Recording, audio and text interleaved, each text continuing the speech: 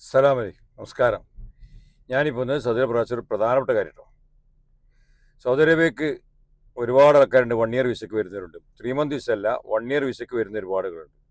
ഇവരോട് എനിക്ക് പറയാനുള്ളത്, നിങ്ങൾ ഇവിടെ വന്നു കഴിഞ്ഞാൽ ഇക്കാമ എടുക്കുന്ന സമയത്ത് ഇക്കാമ എടുത്തു കഴിഞ്ഞാൽ പിന്നെ ആദ്യമൊക്കെ 15 മാസം ഇക്കാമ ഉണ്ടായിരുന്നു.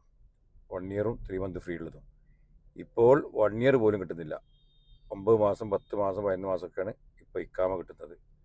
കാരണം 2027 ഇപ്പോൾ കാണിക്കുന്നത് ലെവി ആയിട്ടാണ്. എല്ലാവർക്കും ലെവി കാണിക്കുന്നുണ്ട്. 100 കാണുന്നില്ല, 100 ലെവി ഉള്ളത്. അതുകൊണ്ട് അത് കണക്കാക്കിയിട്ട് ഇക്കാമ കിട്ടുന്നത്. ഇവിടെ എത്തിയതിന് ശേഷം 9 മാസം, 10 മാസം, 11 മാസമൊക്കെ ഇക്കാമ കിട്ടുന്നത് പ്രത്യേകം ഓർമ്മിക്കുന്നത്. പിന്നെ ഇക്കാമ ഇവിടെ ഓൾറെഡി ഉള്ള ആളുകളുടെ ഇക്കാമ റിന്യൂവൽ ചെയ്യുമ്പോഴും 1 വർഷം ഇക്കാമ കിട്ടുന്നില്ല. അതും 9 മാസമൊക്കെയാണ് കിട്ടുന്നത്. കാരണം 2027 കണക്കാക്കിയിട്ടാണ് ഇപ്പോൾ ഇക്കാമ ഇറങ്ങുന്നത്. അത് കഴിഞ്ഞിട്ട് ലെവി ആയിട്ടാണ് കാണിക്കുന്നത്. എല്ലാവർക്കും മറക്കണ്ട. പുതിയ വിസയിലേക്ക് സൗദി അറേബ്യക്ക് 1 ഇയർ വിസയ്ക്ക് വരുന്നവർക്ക് 1 വർഷം ഇക്കാമ 12 മാസം ഇക്കാമ തന്നെ കിട്ടുന്നില്ല. ഇപ്പോൾ 9 മാസം, 10 മാസമൊക്കെ ഇപ്പോൾ കിട്ടുന്നുള്ളൂ. 1 ഇയർ കംപ്ലീറ്റ് ആയിട്ട് കിട്ടുന്നില്ല. ആദ്യമൊക്കെ 15 മാസം ഉണ്ടായിരുന്നു.